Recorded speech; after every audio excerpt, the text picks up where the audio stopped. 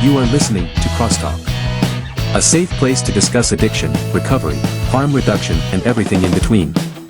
Support for this podcast comes from the Kentucky Opioid Response Effort and Advocates of Recovery. Content and production by the team at Turning Point Recovery Community Center. Now, buckle up and get ready for the show. All right, everybody, welcome to the CrossTalk Recovery Podcast, the recovery podcast that supports all forms of recovery.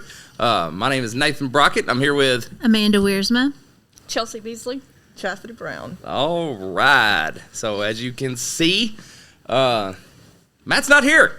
He went bye-bye. not here. He's still in the shadows and hiding and, He did stop by yesterday. did he? He did. Did he? I'm surprised that he's not here knocking on the door like, let me in. He's I lurking. need to control the podcast. It's mine. He's lurking somewhere. Yeah, I'm sure. Legend has it, though, that if you take your sobriety medallion, the ones you get for the year 2 year milestones, and put it under your pillow before you go to sleep at night, Yeah. he'll put a protein shake under there when you wake up in the morning. Oh, I'm going to have to try You that. should try it. You might get to see Matt Lewis that way. I've also heard that if you walk into a dark room that has a mirror, click your heels together and say his name 3 times, he'll appear behind you. I don't know if I want that to happen. So anybody in any of our followers, if you want to try that, let us know how that goes. Yeah. That sounds kind of creepy. Or just don't. Anyways, no, just Josh and Matt. We miss you. We love you, man. As at the time of this podcast, he's still around. He's still popping in. Yeah. So he it's is. good. It's always good. So as in grand cross talk fashion, we do have a guest here with us today. Yeah. And I think, everybody that listens and watches the podcast, and myself included, I wanted to pose a question to you, Chastity. How heavy is it being the best sister? It's a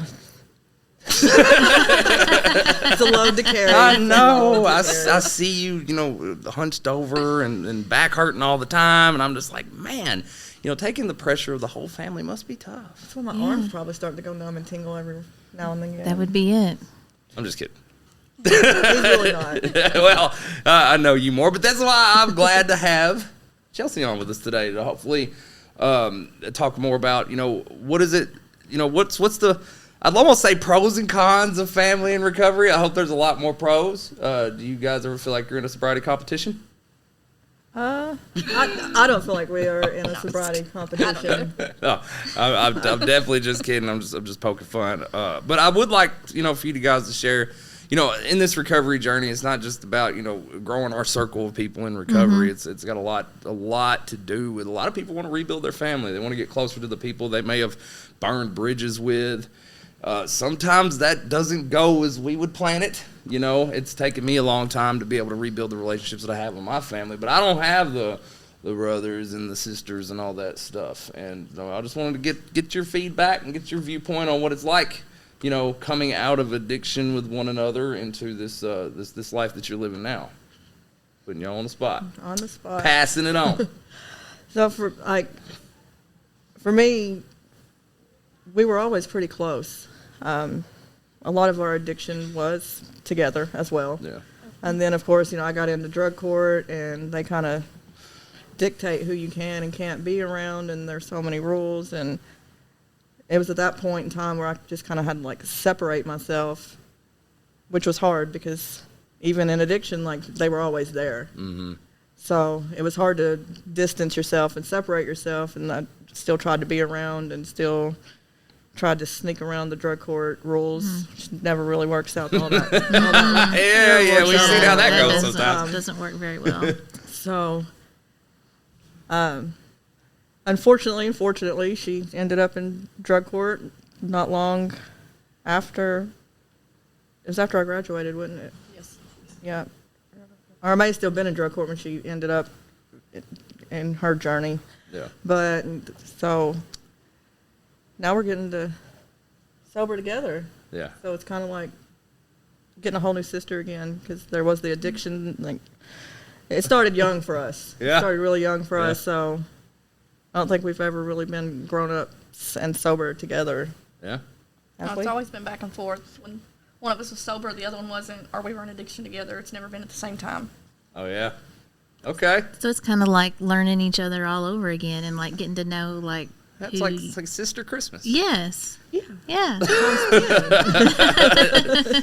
No, that's cool. And I mean, from what I've seen, Chastity, you've been with Turning Point for a little over a year now.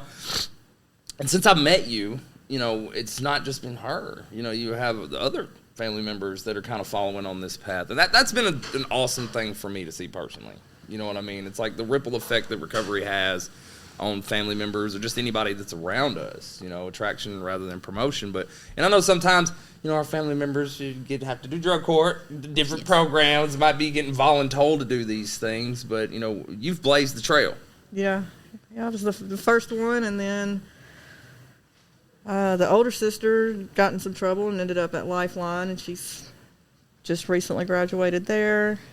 And then brother in and out of prison kind of got him on his trail to sobriety. And then, weird saying it now, like we've all kind of been forced through the court systems except the youngest sister. She just called one day ready to go to treatment. I was able to go pick her up, take her, and I feel like I remember that. watch her. Yeah. She's Yeah. seen all of us having that connection, and we had to distance ourselves from her, so Yeah. it Yeah. kind of drew her in. Yeah. Okay, the attraction rather than promotion. I Yeah. like that. So, Yeah.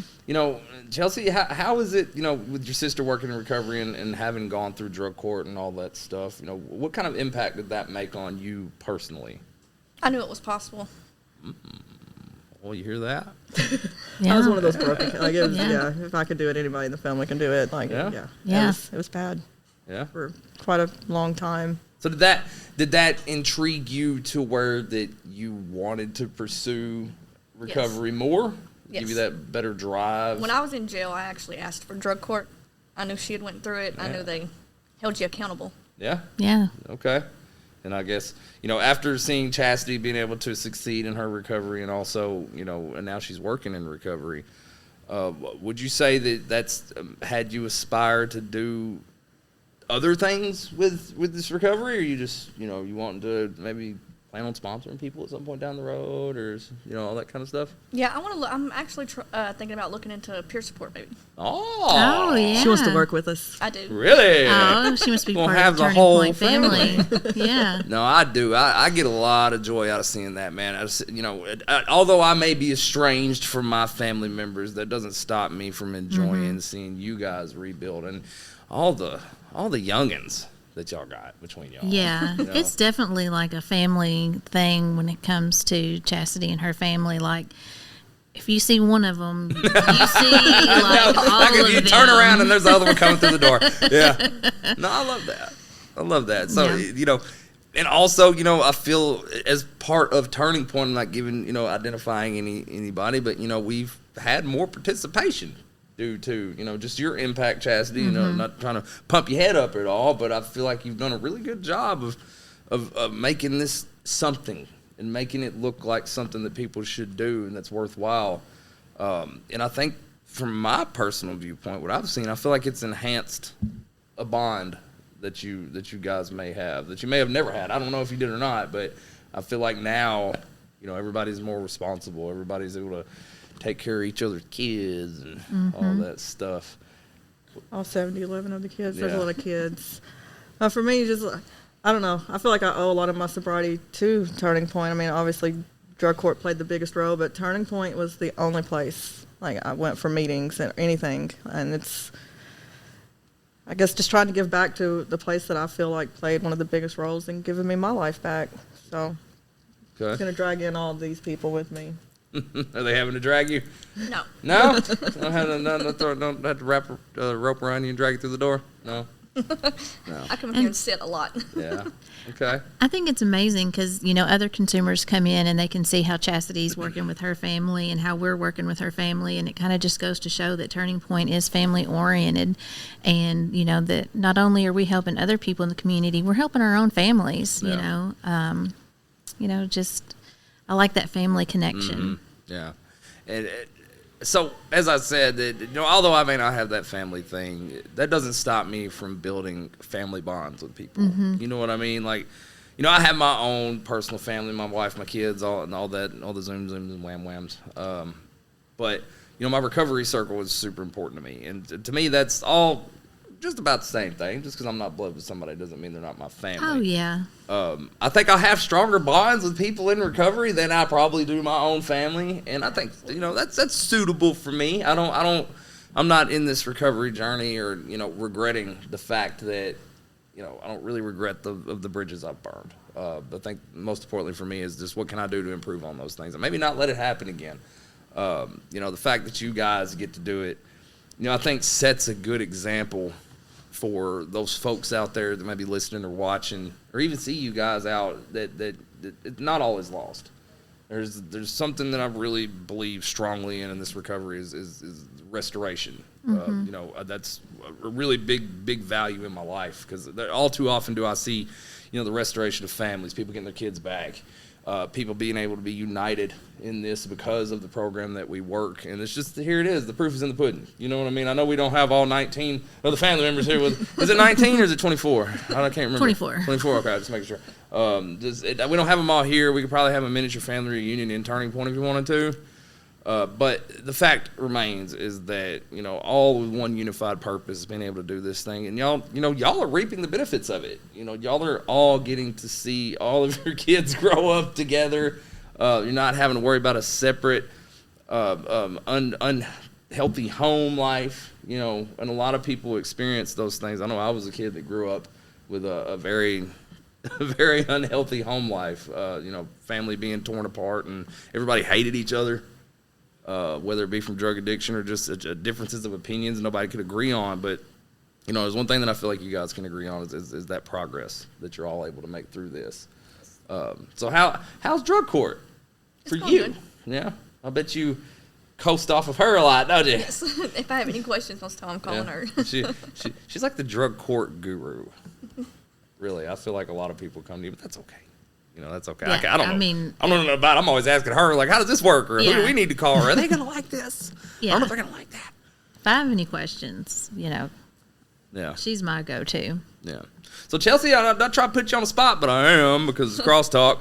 You want to share a little bit of your story with us? About not crazy. I'm not asking you to get up here, and I know I didn't, but the spontaneity is a good thing. Yeah. I mean, she's like, oh God. So tell us. Tell us everything about you right now.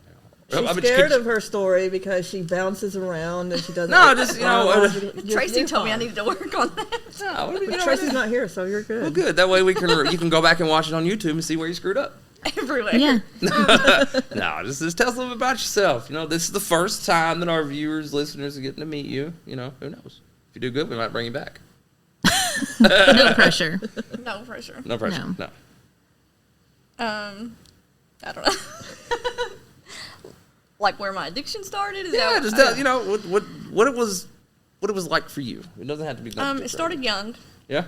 I lost my dad when I was 9, and then I had a lot of dentist work that I had to have done, and that started my opiate addiction. Ah, okay.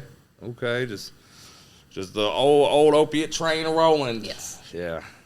I'm sure a lot of people have dealt with that. So, how long were you in addiction, would you say? I've been off and on since probably my freshman year in high school. Oh yeah. Was the opiates really accessible for you when you were in school? I know they were for me. I remember they sent home letters saying, "Hey, grandparents and parents, lock up your medications." I was buying opiates in school. Oh yeah. Oh, wow. Okay. Did you ever get in any kind of trouble in school for that? No. I know they frown upon that stuff. I know it's not good. I know you're not supposed to be doing it. Naughty. So, being an addict in school age years, what was that like for you? Was it, To me, it made me more sociable. Like, I wasn't as shy or nervous. Yeah. So that really made you more of a social Yes. butterfly. Bet you could tell your story then, couldn't you? Yes. No, everybody has it. That's like me. I might be a happy-going, whatever, outgoing guy. I didn't used to be. I promise you. Alcohol and methamphetamines they used to make me feel real good about myself and think I was Superman. Yeah. So I could tell you anything. I could be anybody. And I feel like a lot of people, go with that. Self-esteem issues run rampant with people that are in addiction. It sounds like something maybe you were struggling with. Do you think that? I know that's not a good thing. But at what point did it become a problem for you? It was when you were in school. We'll be right back. Did you know that recovery from substance use disorder and mental health go hand in hand? That is why the caring and compassionate mental health professionals at Four Rivers Behavioral Health in Paducah are here to help you find your balance. They are proud of you for making the changes necessary to live a healthier life and would love to see you reach your full potential.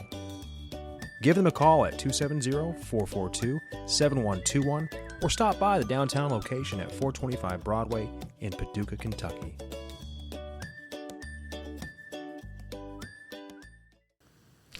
I didn't really see it a problem. Well, I'd get sick, but I didn't really see it as a problem then until I got out of school. Okay. And I had a really good paying jobs and stuff. Yeah. And I could just actually buy out more. Oh, good finance for addiction, of course. So, were you watching all this happen, Chastity? I was a part of all that. Yeah. Yeah, I could, yeah. Okay. This is one of those instances of being in addiction together, right? We'd go to each other. Well, one couldn't find, the other one couldn't. Oh, okay. Okay. Well, did that have an enormous impact on your relationship as family members, would you say? Or do you think it was, for the time, was it a positive thing for you? At the time, positive. Yeah. Yeah, it became a problem when it was, oh, well, I couldn't find anything, and you send them on the way, and knowing full well you have 40 pills in your pocket, and you're sitting here watching them struggle, and they know you're lying. She knew I was lying half the time about it, but yeah. Just this slant-eyed, I know you're lying to me. Yeah, that's of course, in addiction, we're gonna lie to the people we love. No problem. That's where that selfish, self-centered part comes in, and you're going to do whatever you need. Yeah. Even lie to family members. You know. Yeah. And I think that spreads all across all addictions. It's easy for me to lie to you, especially if you're trying to get something that I want or I feel like I need. As far as the rest of your family, of course, I'm not trying to pry too much. Of course, I feel like I might be. I apologize if I am. But with the rest of your family members, were you guys all interchangeably in addiction with one another? Is that what kind of impact did that have at the time with all of you being in the madness, so to speak? What's that noise? Sounds like somebody's popping popcorn. Oh. Well, lights are out at Turning Point. So, no, yeah, like I said, what kind of impact did that have on you guys as a family unit? Good and bad. Good and bad? What was the good of it? There was 5 of us, so in addiction, somebody always had something. Y'all got a group. Y'all have a group chat? No. No, there was no group chat addiction. It was, don't tell so-and-so that I'm coming for this, or ask you for this, or you found me this. If they asked, I didn't get nothing. Yeah. The group chat definitely didn't take place until, do we even have a group chat now? No. Oh. No. Really? Really? I just knew that they'd have I know a group that seemed chat. like something that would have been beneficial. Absolutely. If I had 1,000 brothers and sisters, I'd have a group chat. Yeah. I think that would be more easy. Well, no, I feel like y'all are at the point now that you can just say one another's name and y'all just magically appear. Yeah. So I feel like that's what happens. Or it's all telepathic. Yeah. Like I feel like they're mind melting right now. Like I wish Nathan would shut up. Yeah. He's grilling me. I didn't sign up for this. Yeah. Trust me. I'm a nervous wreck right now too because this is my first time ever doing this. I feel you. I'm cool as a cucumber. Yeah. I'm just I've I done love this watching the vein in her forehead pop out, and he's over here sweating. Yeah, it's because I have so much caffeine coursing through my veins right now. It's insane. I'm sweating and freezing at the same time. Yeah, it's cold in this thing, man. We're freezing up the conversation. No, but as I stated before, I think it's really a good example, especially, I know the cameras and can't see necessarily how y'all's day in, day out interaction is, like what I get to see. But I think it's something to behold. All too often am I doing peer support sessions with people, and they just talk about, they miss their family, or they've done something wrong to one of the brother or sister, who what have you, whatever family member that is. And that's one of the biggest regrets for people, is they feel like they've just ruined, we used to be so close, but then this happened. Yeah, I don't want to say I'm glad we all went through addiction together or all got to experience it, but in a way, I'm glad that we all got to experience addiction that way. The other one knows what the other one's been through, so it's more open to building that relationship back up. Yeah. Yeah. Do you guys rely on one another for feedback and how you're doing? That kind of like you would with a friend. I mean, I guess it would be the same. Y'all share problems with one another and look for solutions with one another, things like that. Is that a shared thing between all of your 20,000 brothers and sisters? A little bit. Probably each one has different situations we would go to. Yeah? Yeah. So if... okay. I can just imagine it's almost like a category. If I have this issue right here, your drug court is going to be Chastity, right? Yes. Let me take a guess. Your brother, would it be buying ugly cars? No. What would you go to your brother for the most? I don't know that I'd really go for. If I need a good laugh, I'd probably okay. No, that's Yeah. cool, man. I got people that I like to be around when I want to crack up. I just look at myself in the mirror because I'm funny looking. What about I can't say any names on the podcast, of course, but what about the Captain D's sister?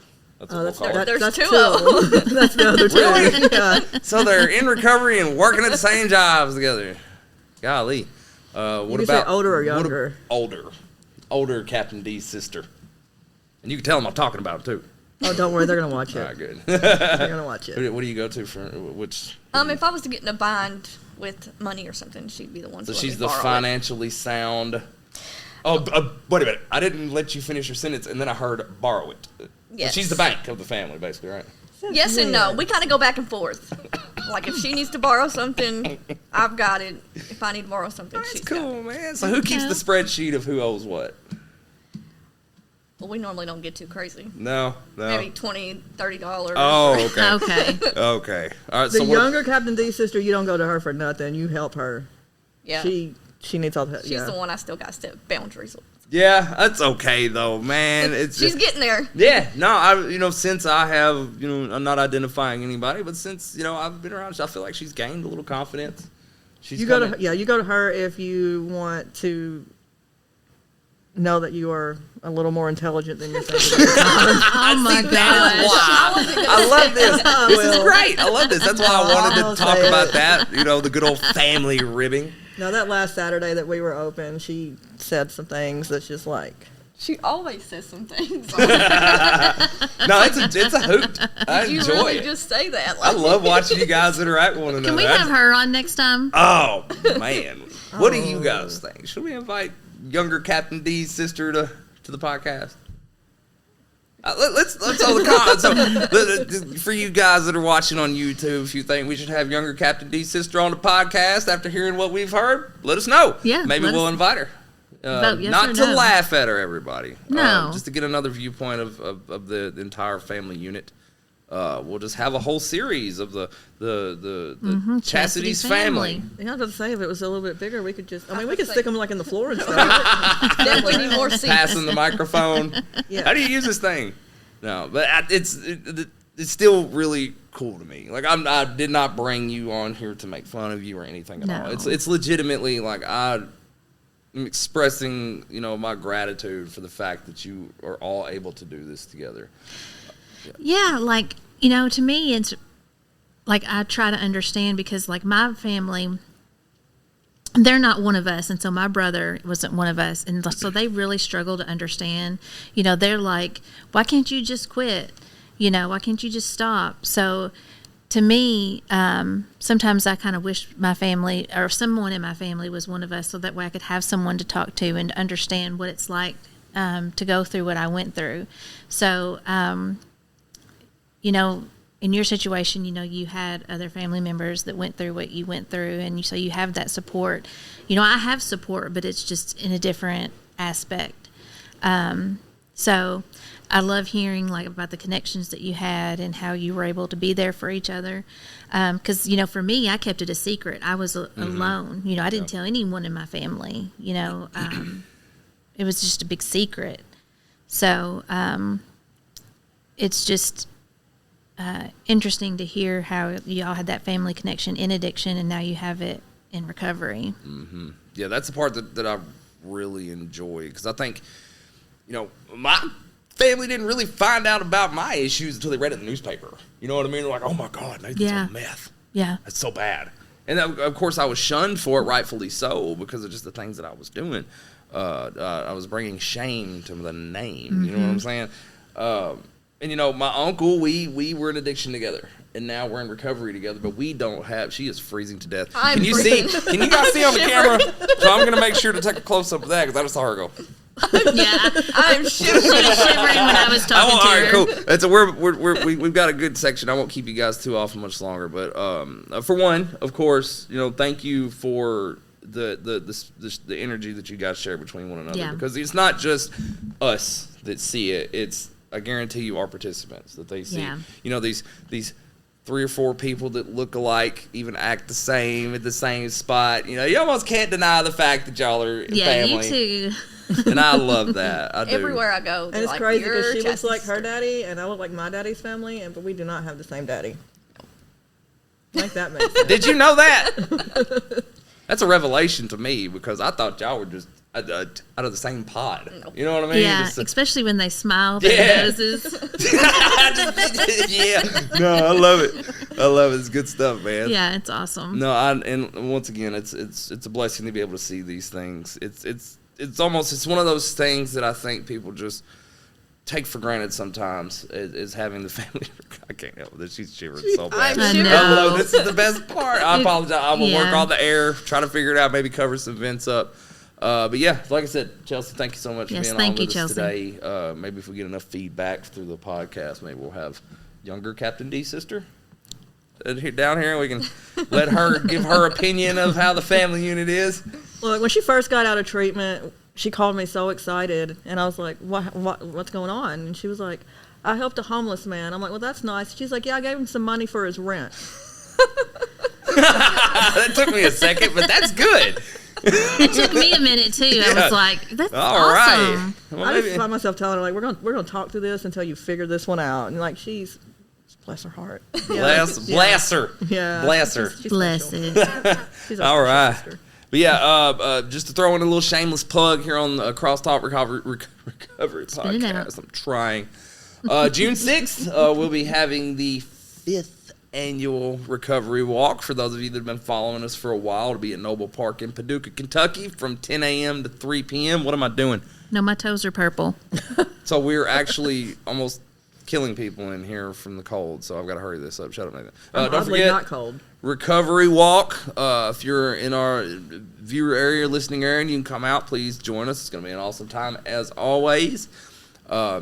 And if you guys actually listen to the stuff that Matt says at the end of the podcast, good for you, because I don't know what he says. So something about catch us on Podbean, Spotify. I'm going to switch that and say wherever you get your podcast, please check us out, CrossTalk Recovery. Follow us on our Facebook page.